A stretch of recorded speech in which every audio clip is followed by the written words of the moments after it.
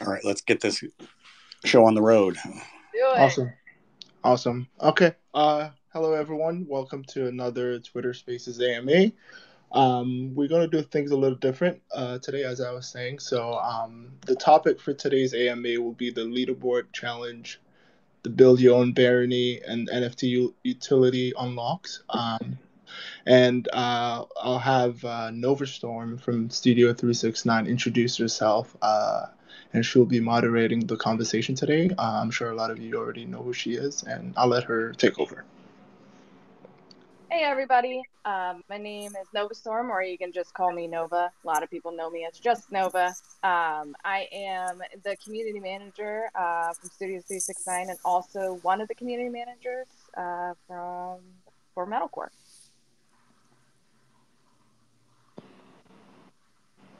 Perfect. And then we'll have John and Justin introduce themselves for the. I know they've done this a few times in the past, but there's a new people on the line, so let's get a quick introduction as well.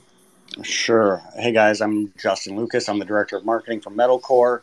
Super excited to be here this morning and getting a chance to chat with you guys about these fantastic programs that we've just rolled out over the last few days. What's up, guys? This is John Chen. I'm the head of marketing at Infinite Games, which is the publisher for Metalcore.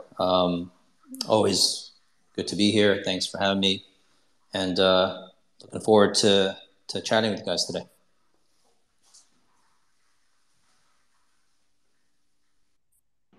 Awesome. Well, I guess Nova, do you want to take over and get the questions going? Yeah, let's do this thing. Awesome. So you guys ready, Justin, John? Born Yep. ready. Let's do it. All right, let's do it. Everybody got their coffee, right? Let's do it. So for the first question, there's going to be two parts. First part, they are asking, will we be able to rent out infantry NFTs of different factions from the same account, or will we need to transfer them to different accounts?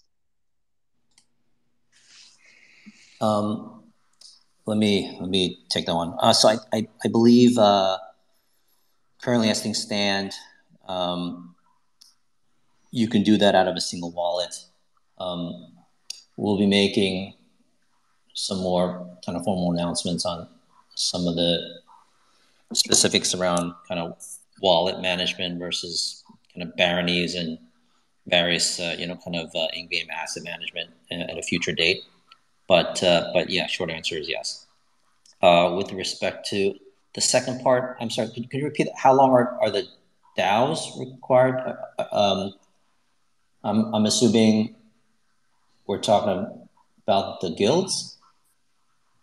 I'm assuming so. Yeah. Okay, I'll assume that as well. So we've been fortunate enough to get a lot of great support early on from some of the kind of the biggest and top Web3 based guilds for Metalcore. They've all been big supporters and have agreed to hold on to kind of the various NFT assets that they have committed to accumulate from Metalcore for at least 6 months, and then subsequent to that, there's going to be a period where it will, I guess, for lack of a better word, kind of release. They'll be able to kind of sell them if they wanted to over a specific kind of period. We're going to be making a more detailed announcement on that actually probably either today or tomorrow, so you guys can kind of see exactly how that works. But we felt like that's a good reassurance to the community that the guilds are kind of really supporting. But even without that, I think just from our conversations with the guilds and the kind of the excitement that a lot of the guilds have had for the game, that interests are for the most part aligned on that front, and many of the guilds are going to hold on to those assets because they're going to be utilizing them and putting it out within their guild groups to play in game.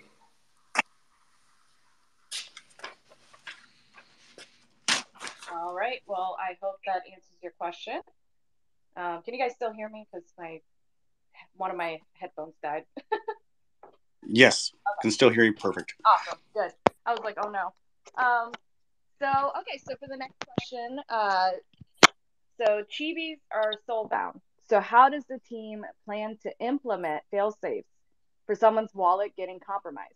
For example, if an owner has to create a new wallet because of a compromised wallet, how would they retain their chibi in their account in game? This is a fantastic question. Unfortunately, that's kind of something that we all deal with is that gigantic fear of the wallet being compromised. And it is something that we've, started having discussions about internally. I don't think we have anything to announce specifically at this moment, but, us being in this space and understanding kind of the dangers just inherent, we want to make sure that we find a way for there to be a fail-safe. So in the case of a compromised wallet, you can transfer that Soulbound token. So nothing to announce at the moment. We are looking at ways to figure out how we can make this as safe as possible, and having some kind of fail-safe mechanism in place in the off chance that a wallet becomes compromised. Yeah, and just to add to what Justin's saying, a soulbound token by definition cannot be transferred or is transferable. It's a non-transferable, kind of token that's permanently attached to a specific wallet address. We are implementing a function that can allow the user to burn the SBT in the off chance that they're kind of, don't want to have it in their wallet anymore. But,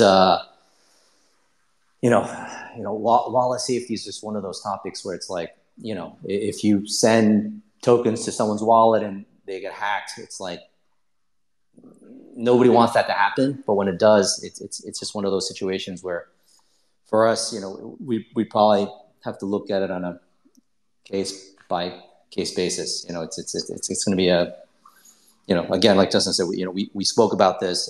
It's something that's, kind of on our radar, but it's a tough kind of scenario, particularly when it comes to SBTs, which are not transferable by nature.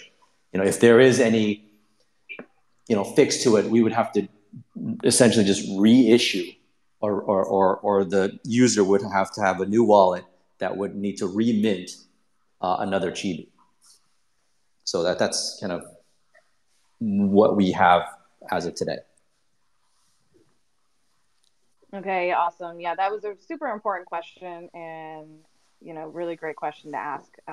Nobody wants to lose their chibis. I know I don't.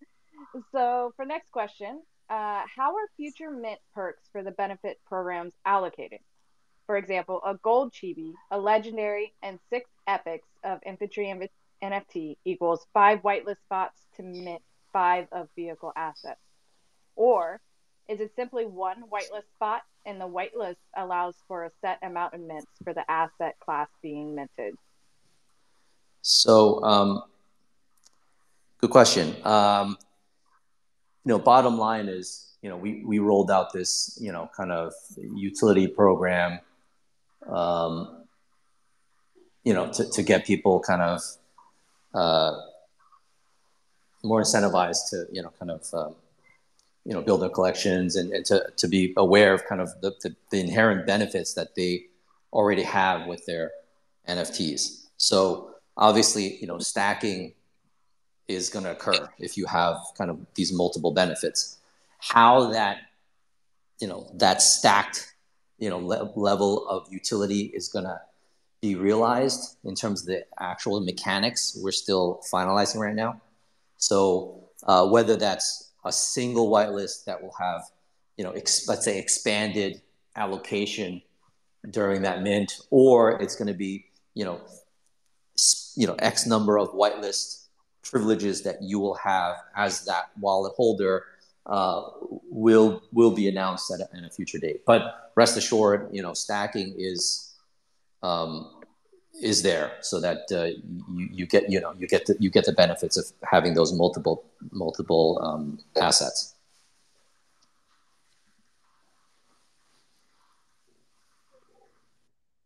All right, awesome. I hope that answers that question. So on for the next question. Do in-game currency benefits mentioned in the NFT holder program stack? For example, owner has 4 gold chibis, a legendary infantry. I cannot speak today, sorry. Epic infantry, rare infantry, and uncommon infantry in their collection. Does the player get the in-game currency bonus for all those NFTs? Yeah, I mean, I think I kind of answered it already in the last question without knowing this question, or without realizing that this question was next, which is we allow stacking. So yes, so whether that's whitelist, whether that's the in-game currency bonus, whatever those various NFT utilities are, they will kind of compound, so to speak. Okay, awesome. All right, on to the next question. Could you explain the governance token and what it is, how it works, and how they are obtained? Okay, so the governance token, or the MGT, the METALCORE governance token, is there's going to be several, I guess, in-game currencies and tokens. We're still finalizing kind of a portion of that as we work through the in-game tokenomics. But the MGT itself, we will most likely be having a token generation event, or TGE. At this point, still to be finalized, but most likely after we're done with the next few asset mints of our aircraft and tanks and the mechs. There's going to be a total circulation supply of 250 million MGT. Those are,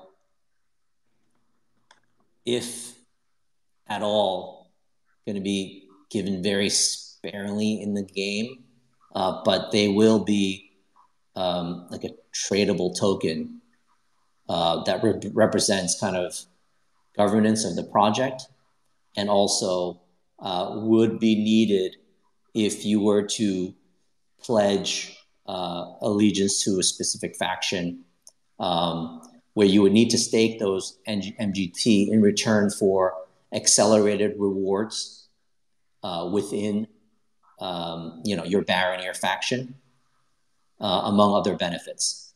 More on this will be announced or revealed, kind of as we get closer to the broader game launch. All right, awesome. So for the next question, what is the difference between Premium Access Plus and Premium Access for the land sale? Will access be weighted depending on how many legendary NFTs/chibis you own? So all we can say right now is that the difference is going to be the fact that if one is premium and the other was premium plus, the premium plus will get more benefits. So if premium is X, premium plus may be 1.5x or 2x. Or if premium is a certain level of access, then premium plus will get you more access or earlier access. That's all we can say for now, as the land sale is still quite a ways away. But rest assured, it'll be worth it to have premium access plus over access, so that there's enough of a value gap that people will appreciate having that additional level of benefit. Yeah, a lot of what John just said is this is for you guys, the fans, to reap the rewards, so to speak, of holding and stacking and collecting and really being these fantastic members of our community and really supporting us, supporting this game, and hopefully turn you guys into evangelists to tell your friends, and get them excited about the possibilities of what is possible with blockchain gaming, and specifically with metalcore, and how we take care of the fans.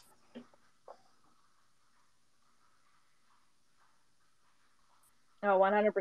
100%. All right. So for the next question, and I love how this is written, hosted by Father D-Nick. It's fantastic. Pledging to a faction requires staking our governance token. So this is something that Father D-Nick said. The longer and more you stake, the more reputation you gain and more share faction rewards you earn. If you guys could please elaborate on this. Also, how will this affect free-to-play players? And so it's just as Father D-Nick stated, it's we talked about the MGT token a little bit earlier. So staking early, and staking as many as you can will give you more reputation, will give you more faction rewards that'll be gained as you play the game and as your faction does battle with other factions, or accomplishes maybe it's guild or barony specific kind of challenges, and how that will affect free to play players. I don't think it will have really any effect on them necessarily. Free to play players are going to come in as free to play players, and hopefully the game is great enough. The game is not to use an industry term, but sticky enough to keep them in there and excited to see the possibilities and to understand the value of owning not only an NFT, but also getting governance tokens so that they can stake to the faction that they want to join, and reap those rewards for faster leveling up, more rewards,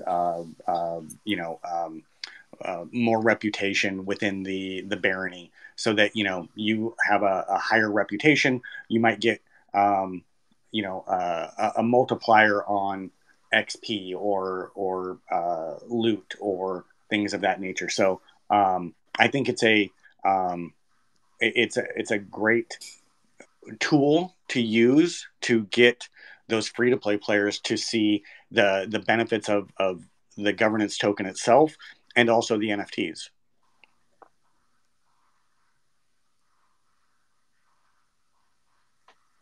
Okay, awesome. Great question.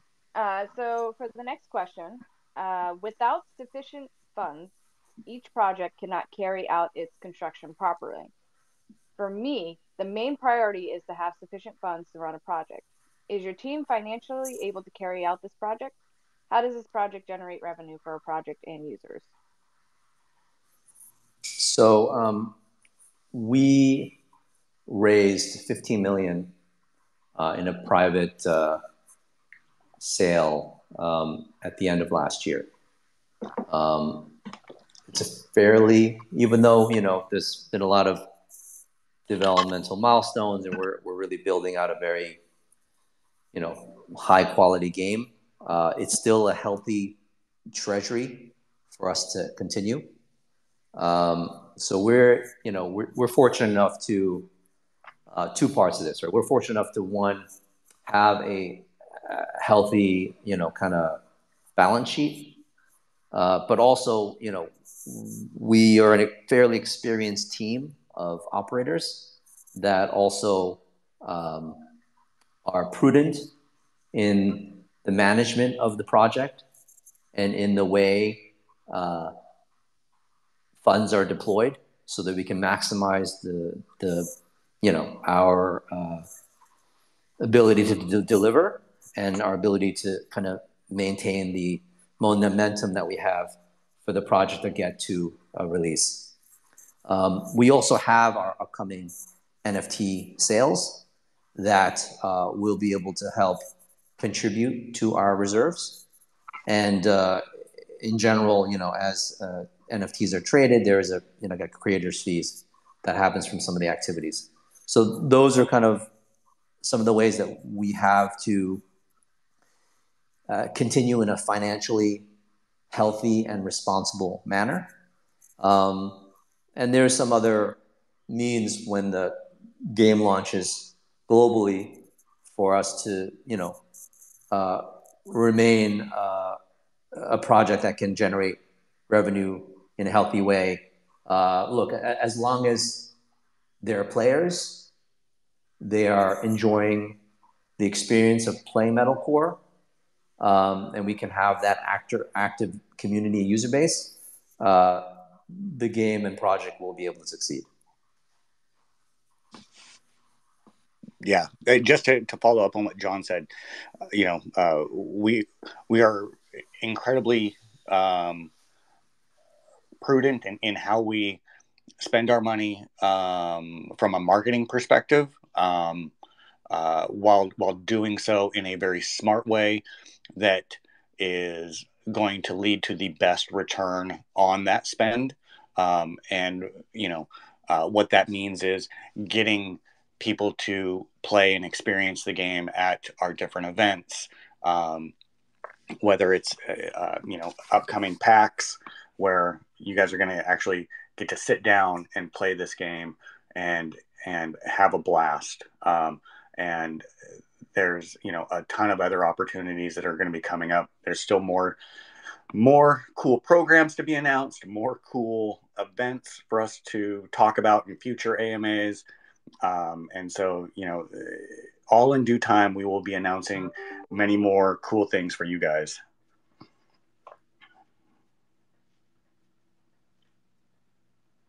Awesome. Yeah, PAX West is, if you're in the Seattle area, September 2nd through the 5th, make sure to come see us.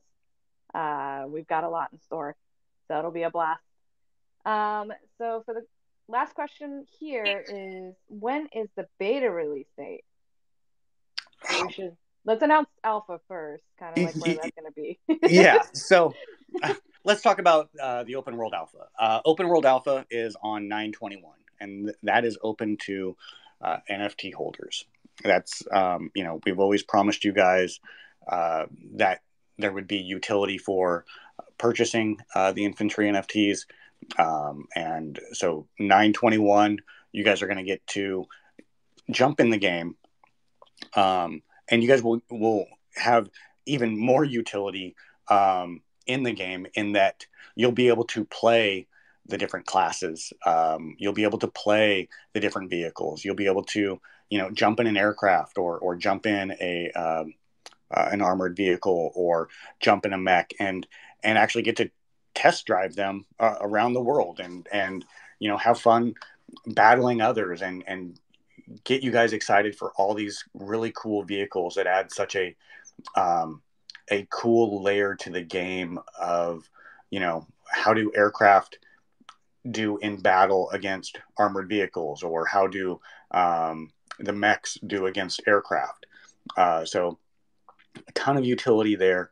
And then kind of every 4 weeks after that 9/21 date, we'll be expanding out the number of people to come into the game, as there's still quite a bit of items to be tested and balanced, and knobs and dials to turn to make sure that we understand how you guys are using the in-game currency. Should there be more? Should there be less? Should it be, only given in battle? Should it only be given as rewards at the end of battle? There's a ton of these questions that the only way we're going to have a great answer and provide you guys an amazing gameplay experience that is really, really solid is by, these open world alphas that are going to get you guys in. We're going to get to see, how you guys play the maps. We're going to get to see are the maps and the buildings in the right locations depending on the topography of the area. Does it provide, great choke points that provide you guys these epic, battles against other baronies or other factions or things like that? We'll get to understand, what weapons are most used, what and how does that impact the gameplay? We'll get to understand and be able to balance the game and fine tune it to such a high degree that once we actually release our 1.0 version, the game is super solid, super tight, and most of all is fun for you guys. So as far as like an actual beta release date, it's really not anything that we have called beta on our roadmap.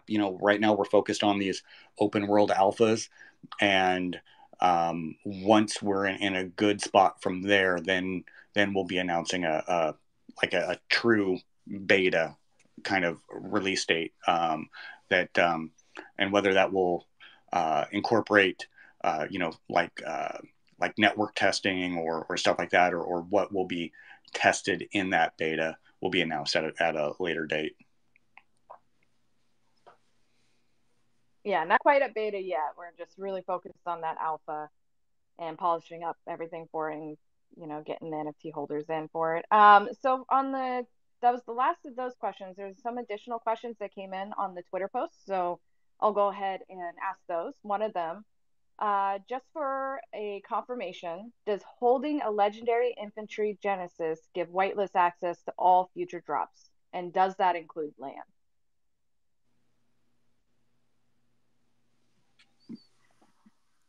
Okay, I may need to actually take a look to refresh my memory here, because we've rolled out all these programs.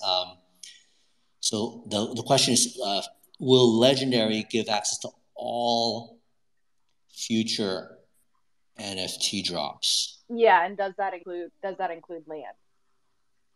So the Legendary automatically gets you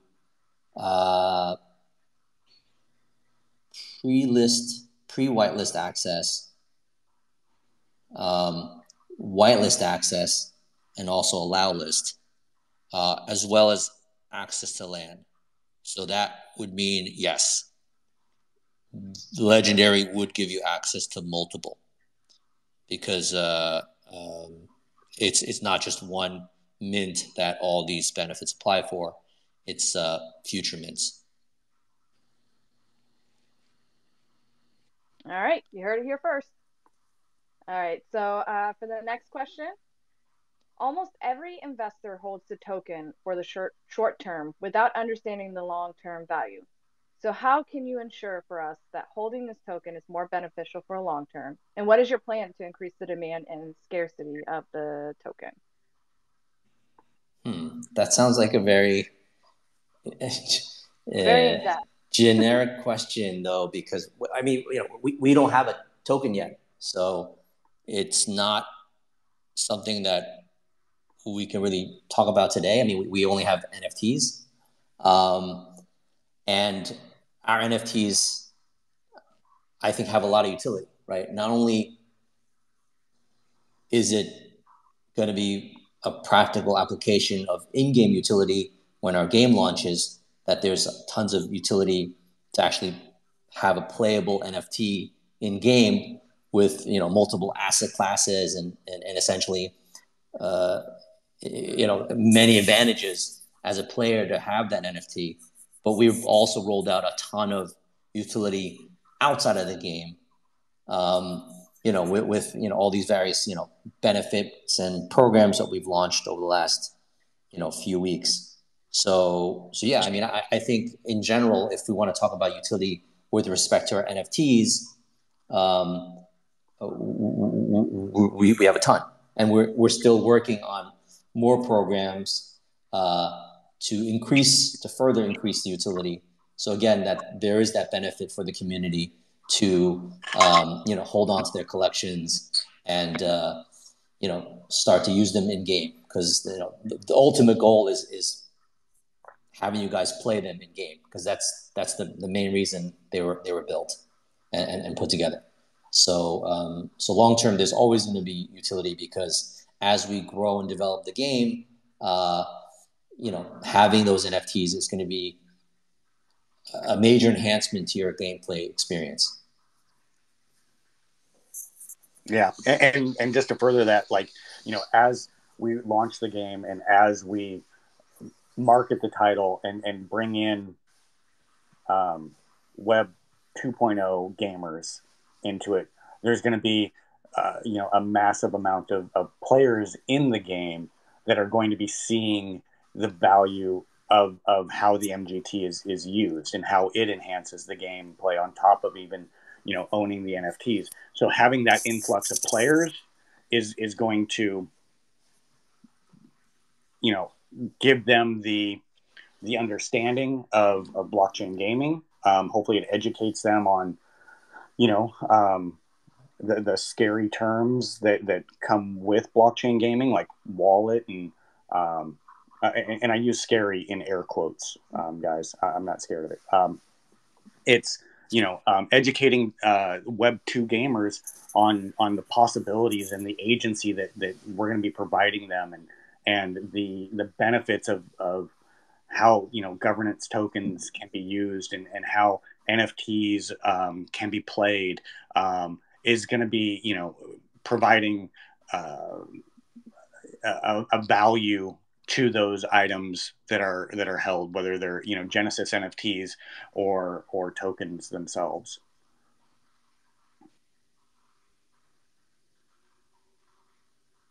Awesome. So when it comes to just questions, I think text questions, I think that's about it. So I believe now the floor is open for anybody who wants to come and speak with us and ask the questions. Yeah, I think we have one question right now, so I'm just going to let him in. 1 second. Yeah, go ahead. All right, go ahead.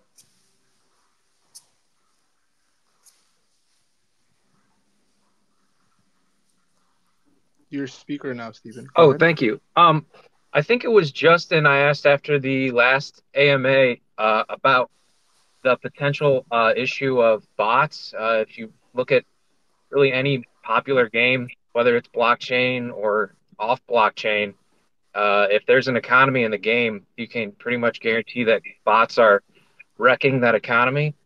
And I'm really curious how you guys are going to combat that, because you said that free to play can earn. So how are you going to prevent bots from wrecking your economy? Yeah, Stephen, that was me that you chatted with on the Discord. We threw that question in front of Father Denick, and I think there's a couple parts to that answer. One, I think universally, I don't know of any person that likes bots. I think they're all pretty much despised by every single gamer in every single game. Well, a bot loves a bot. Bots love bots. But at the same time, it's probably not incredibly prudent for us to describe in great detail how we are going to combat bots this early, and give bot creators time to create bots that can then circumvent the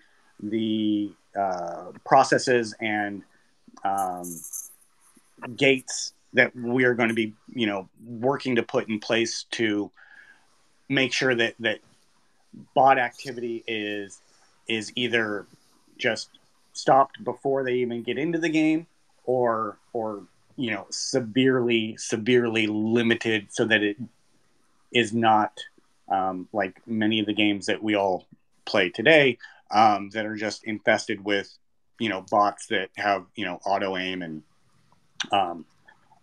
KDRs that are just absolutely ridiculous. So I'm sure we will announce more of those security measures as we get closer.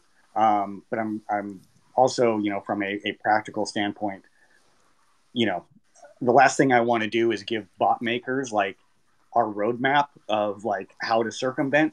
And, so that on day one, there's, as you mentioned, a flood of bots in there, ruining the experience for you guys. Fair enough. But yes, we all hate bots. Yes, we are right on the same page. And I know with Studio 369, we are all gamers, veterans in the industry and everything. And that's probably one of our highest priorities, is to make sure that it's a fair space for everybody when playing Metalcore. And while you can't 100% eliminate a bot, we're going to do everything in our power to reduce it as much as possible. Yeah. Could I ask one easier question for you? Sure, go ahead. Yes. Are we going to actually, the NFTs, they look beautiful. Are we going to actually look like that on the battlefield, or are we going to have to imagine that that's us inside the armor? That is you inside the armor. Gotcha. But you look beautiful inside there. Yeah, and you know it. Right. Thank you. Thank you. Oh, just to add one thing though. So those chibis that a lot of people will have, there's going to be some, I wouldn't call it like in-game use, but that will act in some ways as your avatar within the game. And we will be allowing a lot of customization of your chibi, where you can kind of, put on different accessories and gear and colors and all this other cool stuff, so that there is going to be some, or not some, but quite a bit of customization for whatever personalities and people's choices out there. So there is that aspect as well that will be introduced in the game, as we launch. So people can spend like 4 hours customizing the chibi, like I probably will. If they want, that's right. No, keep it OG. You don't need a handlebar mustache and a trucker hat. Oh, come on. Handlebar mustache and purple makeup. That's what I'm here for. Perfect. We have another question here. I'm just going to let him in. 1 second. Go ahead.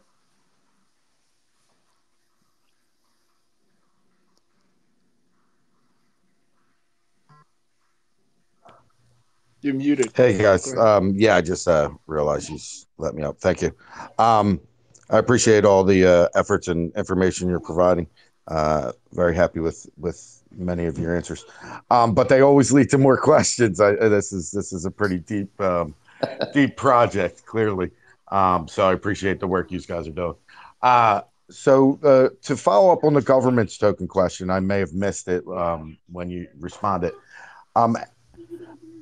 Are current NFT holders getting them in game? Like how do you get the governance token? Are they purchased? Are they something altogether different? Are they earned?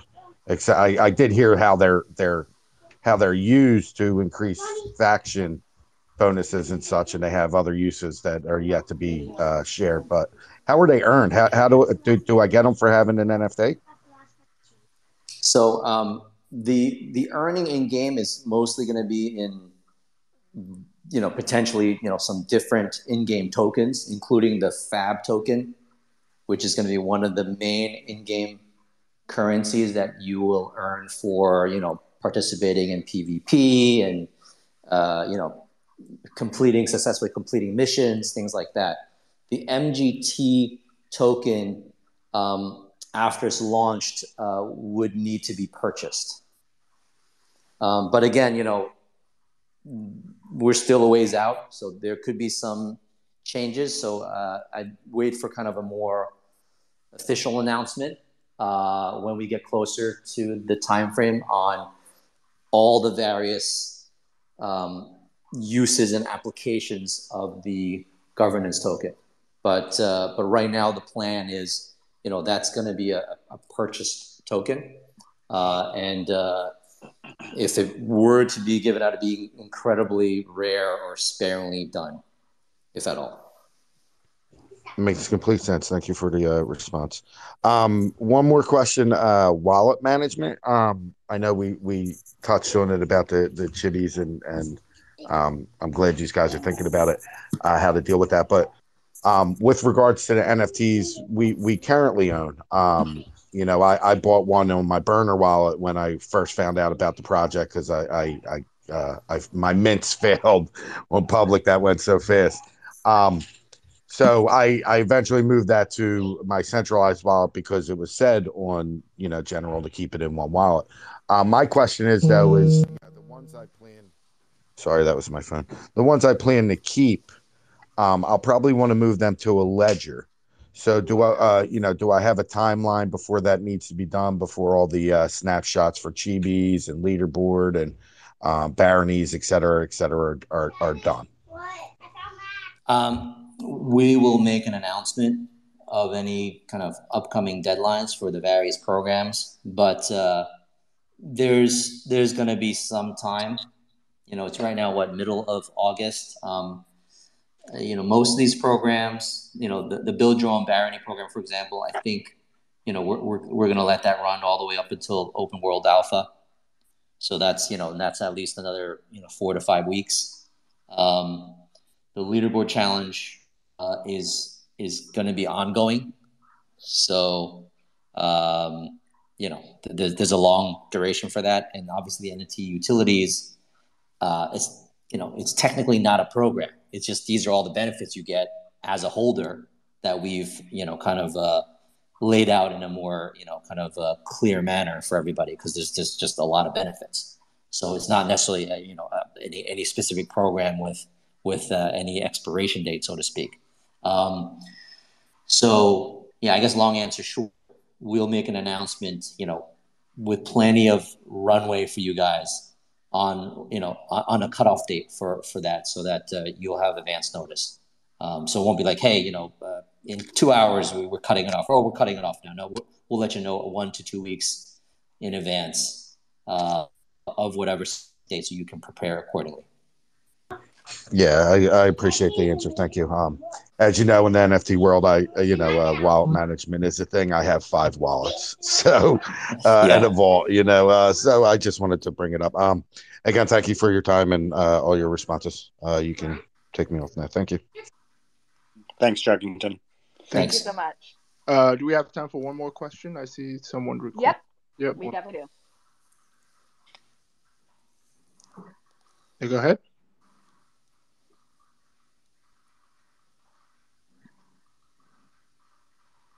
Yes, hi. Can you hear me okay?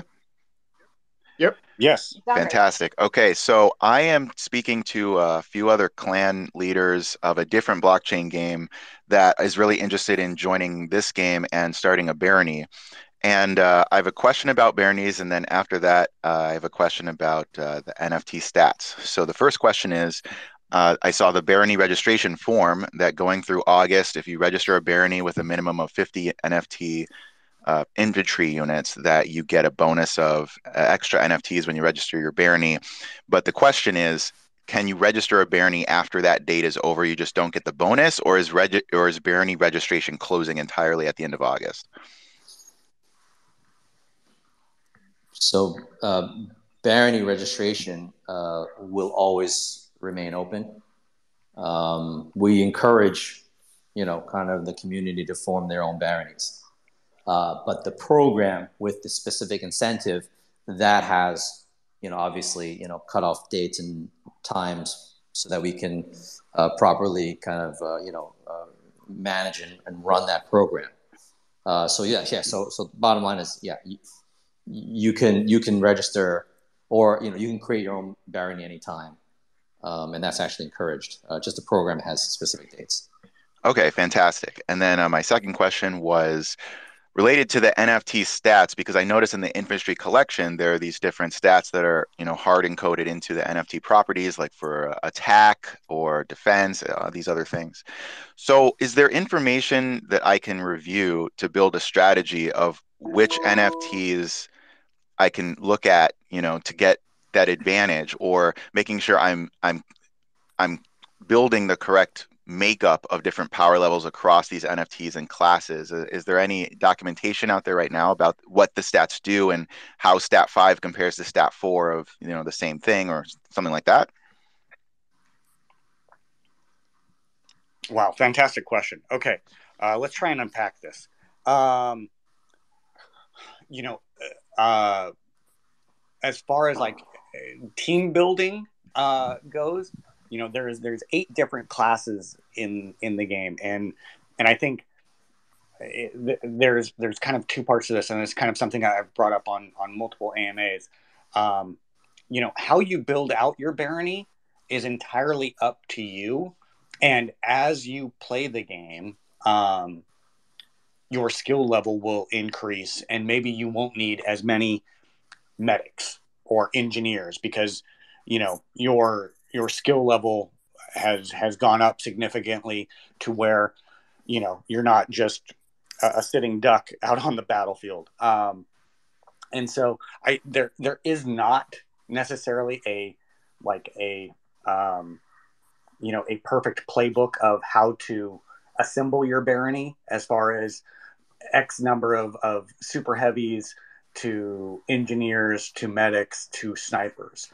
I think it would be kind of disingenuous, because it all comes down to how those get played on the battlefield itself. And so, maybe your barony wants to just have 50 snipers, and you guys just kick back behind enemy lines and all have your, hiding spots, and you just, snipe away. Or maybe you want to be 50% infantry and sniper and scout, and then 50% pilot and engineer and medic. It really, it's up to you and how you play the game and how you as a team play the game to dictate. And I'm sure there will be, as we do the open world alpha, I am, I'm kind of excited to see, like, once you guys start playing other classes and seeing how they work, is there going to be, a run on medics? Is there going to be, a run on engineers? Is there, there's so many infinite possibilities of how to build your own barony. And I think that's, one of the big reasons we wanted to do this was, we wanted the community to band together and start, theory crafting what does the perfect barony look like, and especially, without having full access to the game. It's been awesome to read in Discord, people theory crafting, like, how many of X class, should we have, or do we need, or, or them looking specifically for specific classes to join their barony, because, they feel they need to have more of a certain class. So, and then as open world alpha gets out and you guys start actually playing the game, I hope that helps to get you guys a better understanding. And then, I'm sure there will lead to some rebalancing, either in who they're looking to recruit to their barony, or NFTs that they're looking to pick up on the secondary market.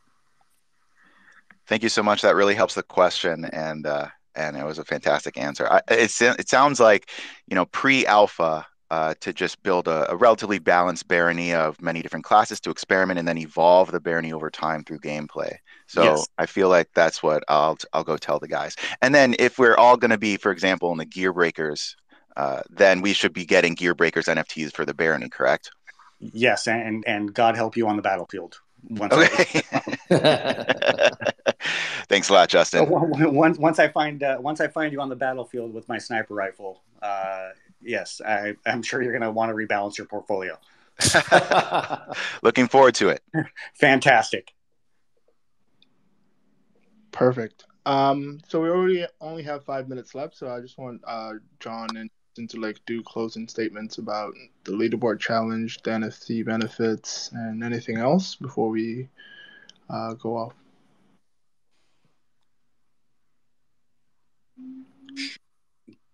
You want to go first, John? You want me to go first? Yeah, no, just the we rolled out a bunch of programs over the last kind of couple weeks. Hopefully, you guys are now caught up, and we've addressed some of the questions and concerns. If not, Justin and I are kind of around on Discord. Feel free to reach out to us, ping us, ask our great group of mods on any additional questions that you may have. We'll obviously do our best to address it, including any feedback. These programs are meant for the community, which also means we want your feedback. So if there's certain things that don't seem balanced, or maybe there's suggestions of ways to potentially improve it, please let us know. We mentioned in these programs that subject community feedback. If necessary, we would improve things if it makes sense, and if not, obviously we'll keep things as is. But feel free to let us know if you feel like there's any things that you feel like could be improved. Justin, is it your birthday today? It is my birthday. Oh, and happy want to birthday. wish Justin a happy birthday. Spending your valuable time hanging out with the community, much appreciated. Oh, for sure. Happy birthday, Justin. Happy birthday, buddy. Thank you. I wouldn't want to be anywhere else in the world. I mean, maybe on a beach somewhere. All in due time. All in due time. Yeah, and just to kind of hammer home John's points, we are,